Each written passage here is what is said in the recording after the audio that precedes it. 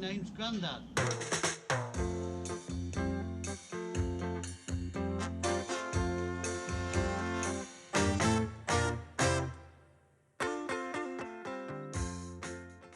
Happy New Year, everyone. We're glad to be back. We needed a good break. Here's some of the footage that we filmed before Christmas. You're going to see lots of little bits of different things in this video. The first is Ian came back and worked on the gear stick. What do you call it, a stick? Morse control. Morse control. Yeah, gear stick.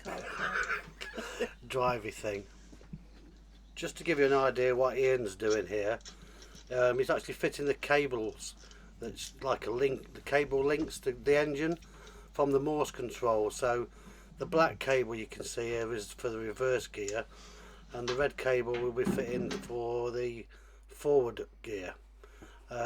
Just bolt those into the Morse control, and then they feed through to where the engine block is, and then they attach to the engine. Yeah, because on boats they don't have a brake. So anyone unfamiliar with boats who watch these vlogs, to stop the boat you go into reverse. Yes. Yeah, I never realised that, but it's common sense really when you think about it, that there won't be a brake as such. We'll let you know when we get in the water how it goes. Now Grandad's turn. So today Grandad is mostly connecting the calorifier up to the engine. Somehow.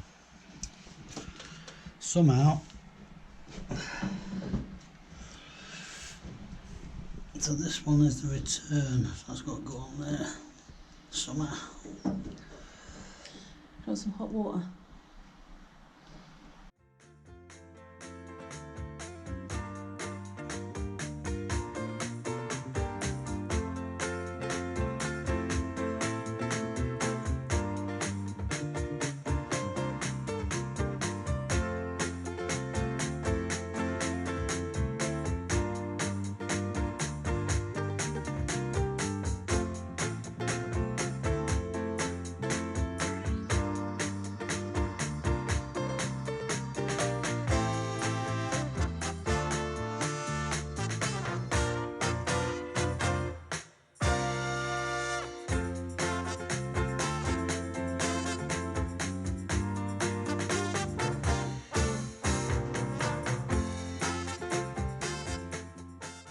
So we're leaving them longer until we finish this cupboard, so we can actually see.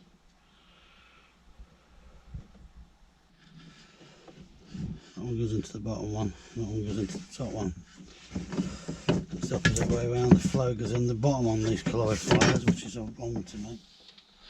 But that's the way they say, so that's the way it's going.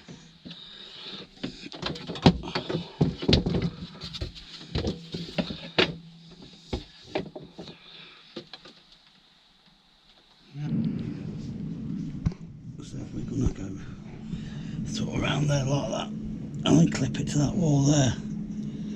Yeah, that one, and then that one can go. I don't know, don't know whether they need to clip that. I was going to say that can be just cable tied onto this one, couldn't it?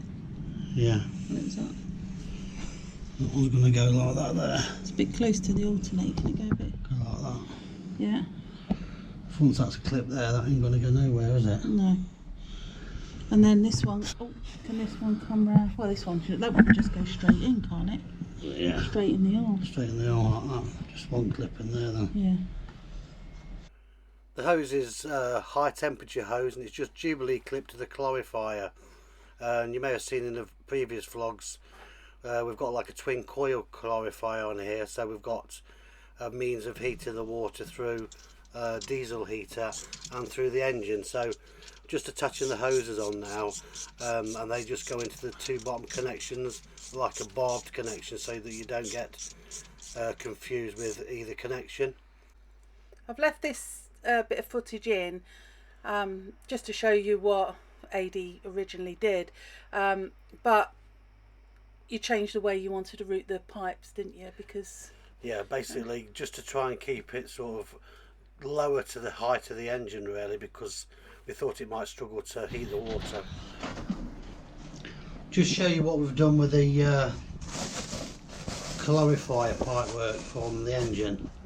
Originally it was going to go through that hole there, and it was going to take those two pipes from the engine, and also it was going to take the diesel heater pipes through there, because it does actually help the engine drag the hot water and circulate through the clarifier better if it's at a lower position. So we've lowered those down there, and what we've done with those is as well, we've sleeved so that the hoses aren't touching bare metal and rubbing.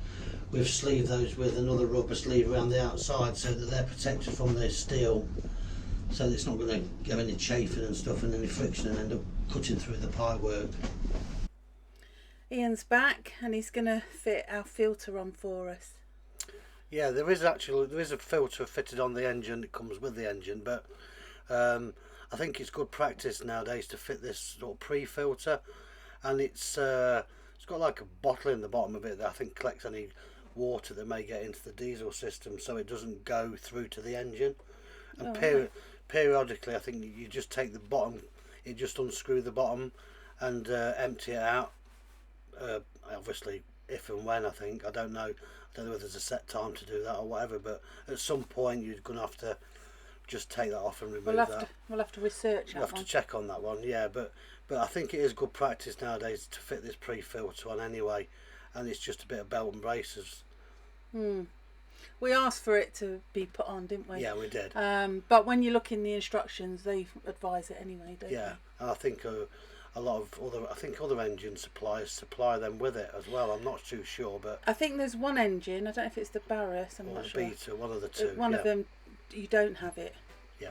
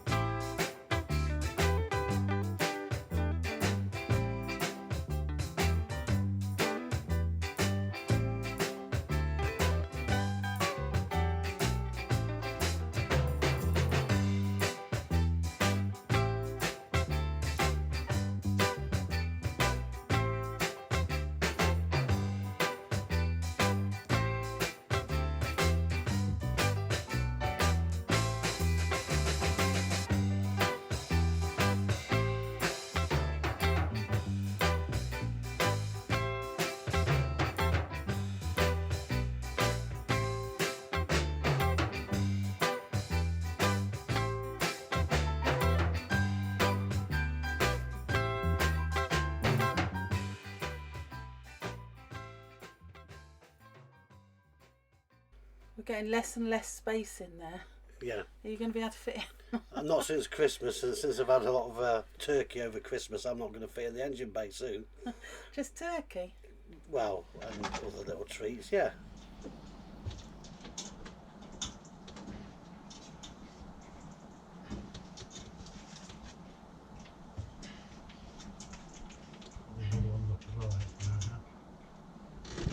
Yeah. Have you got the black comforter?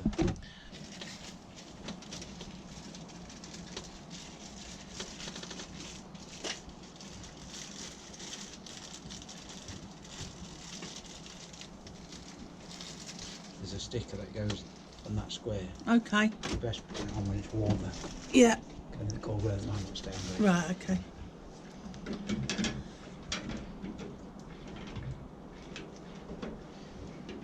Don't let that sunshine fool you. It was absolutely freezing that day.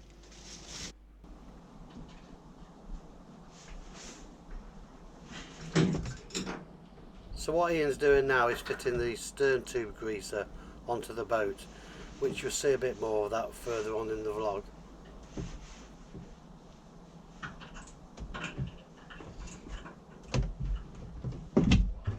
I missed a lot of that footage because I just left the camera sitting there while we was doing some work inside.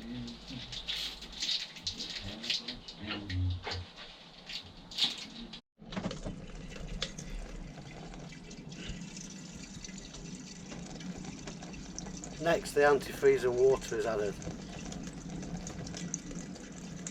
Take loads to do. Is there like a ratio? Yeah, 50-50 on the boat. 50-50.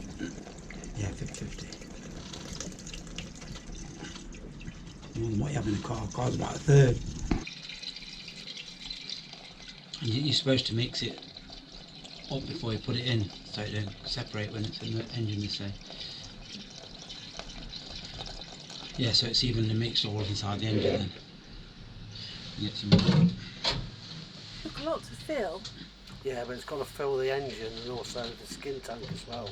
Right. Yeah, so, yeah, I don't actually know the amount, but it's a fair old bit.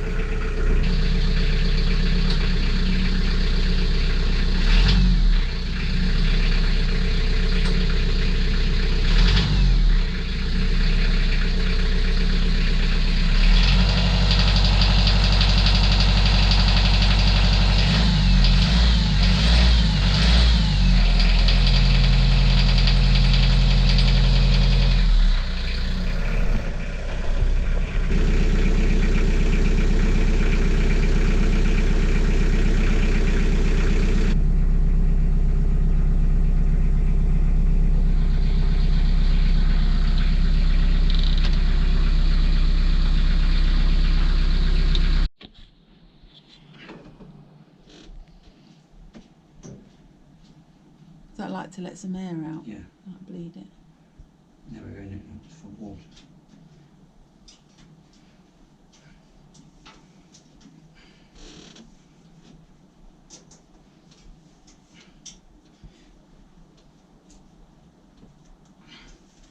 He's using a gland packing rope to seal between the propeller shaft and the stern gland. Really, that's the only thing that It's only you need to defence, make sure yeah. you only get that pack. defence between you and flooding the boat out, really. Yeah. Yeah, but we'll go into More that a bit detail more with that. when the propeller goes on. Yeah. That'll be in a later vlog. but for now he's just getting it all packed ready for the next part.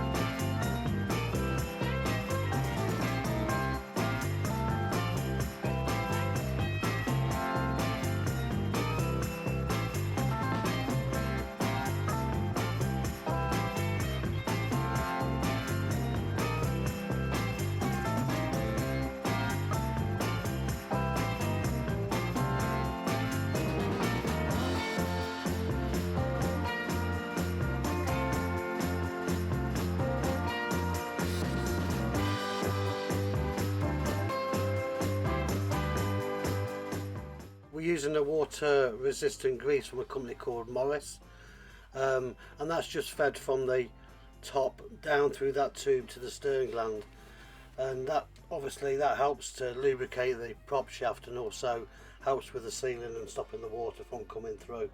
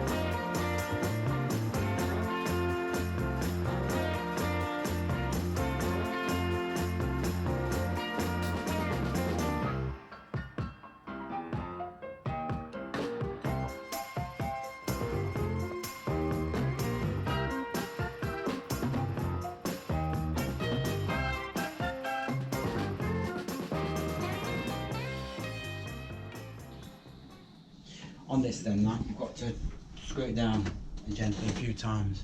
Take it ages to go through. Okay. Because if you screw it down tightly, the grease will just come out all the seals and everything. Okay. So you just go a little bit, then wait a bit. And the idea is going to start coming out of here. All right. And that's the prop as well. Just down and wait. So how often do you have to fill that with grease? Is it every time you travel? Every time I travel, so Yeah. Yeah.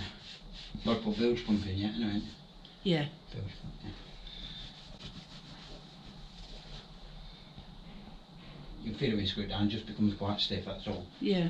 And don't do it anymore. Right, now to a job I've been putting off for too long, and I've had to give in to the earache I've been getting from aches to get it sorted and done.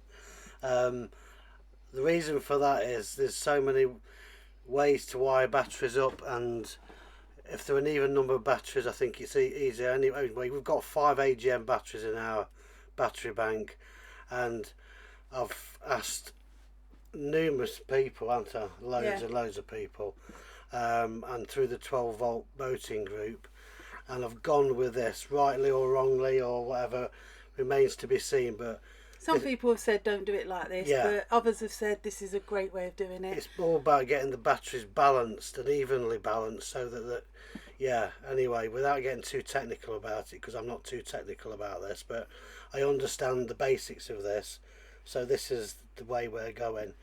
But remember, this is Adie's way. This is Adie's way, and this ain't, don't copy. Don't copy this. So this is what I'm going for. We'll see. We'll see.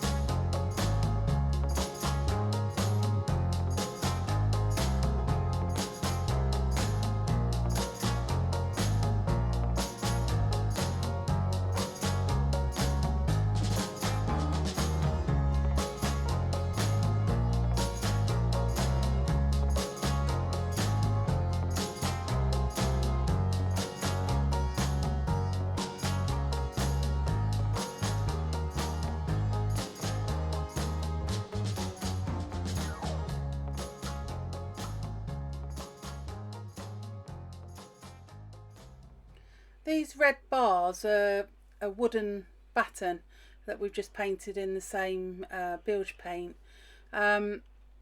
We've done these so they actually sit on top of the battery box, and then the lid of the battery box sits on top of these. Again, that'll all become clear in a later vlog when you see the top go on. I remember when we used to be in love, and we thought that nothing could ever keep us from partying, leaving this romance behind. But now you're gone, and all I have is time. And though you're not here anymore, I still think about you. 'Cause baby, I didn't forget you. Hey, no, I didn't forget you, baby.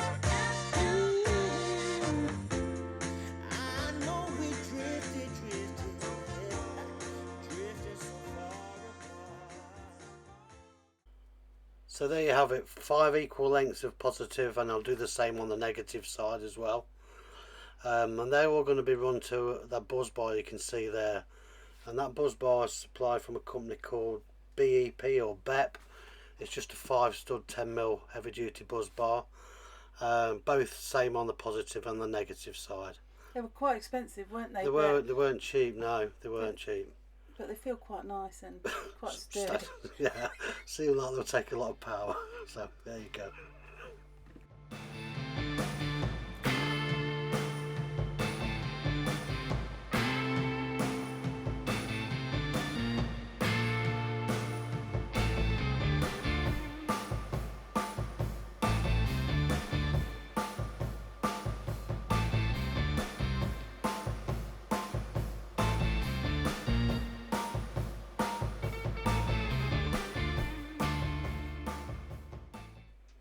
We had a couple of people a couple of vlogs ago that said that we should have some sort of rubber matting underneath our batteries.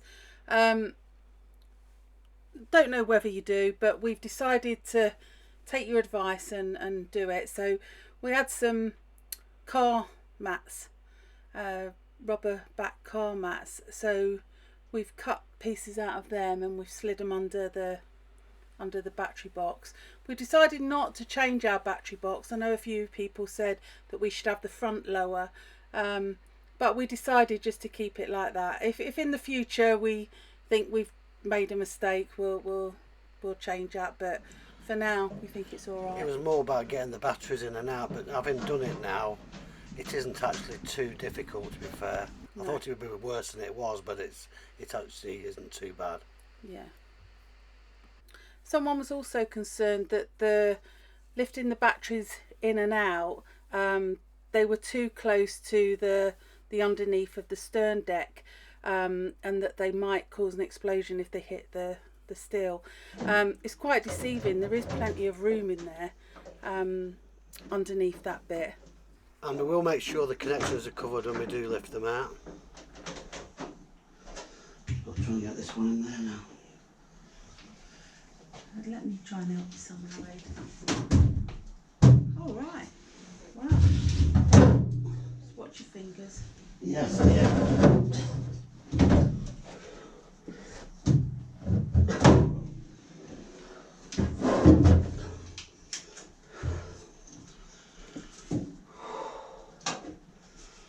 That's it.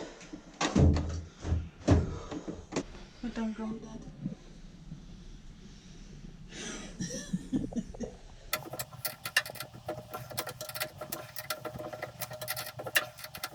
Following on from the advice I've been given, on each positive battery post I'm fitting a individual cube fuse. Same again, they just fit onto the post as you can see, and they're just secured in place with a Nylex knot. Our batteries are from a USA, and they're actually L36 AGMs 12 volt, and they were 95 amp hour each battery, and we've got 5 of those in this battery bank.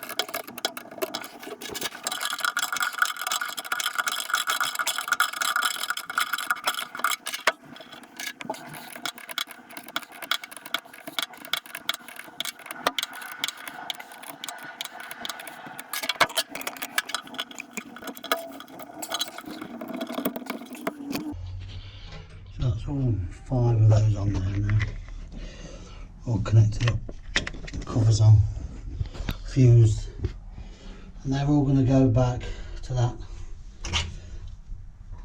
buzz bar. There's 3 already connected at the moment, but I've disconnected those 2 just to make it a bit easier for me to connect these last 2 up. So I'm going to loop these last 2 cables up to the buzz bar, and then that's that positive buzz bar all wired up, and then that can be bolted down onto the battery cable, onto the battery box, and secured in place, and then all the connections tightened up. So I'll do that now, and then I'll come back and show you that.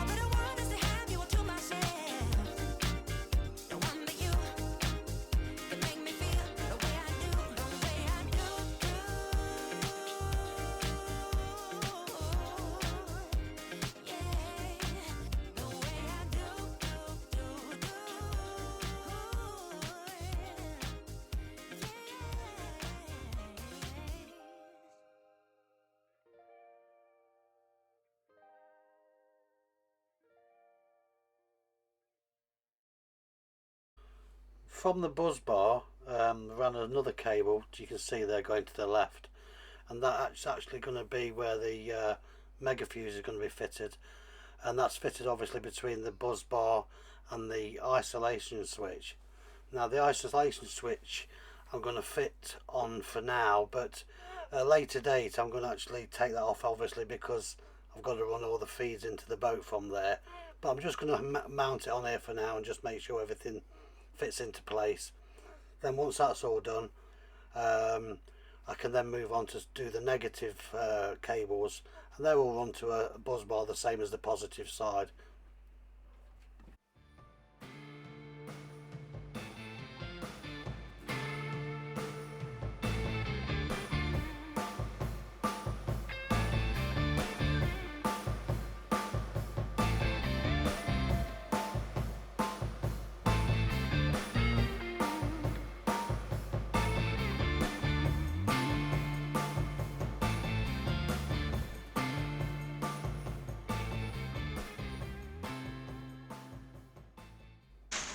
Well, it's been raining for a week now, absolutely chucking it down.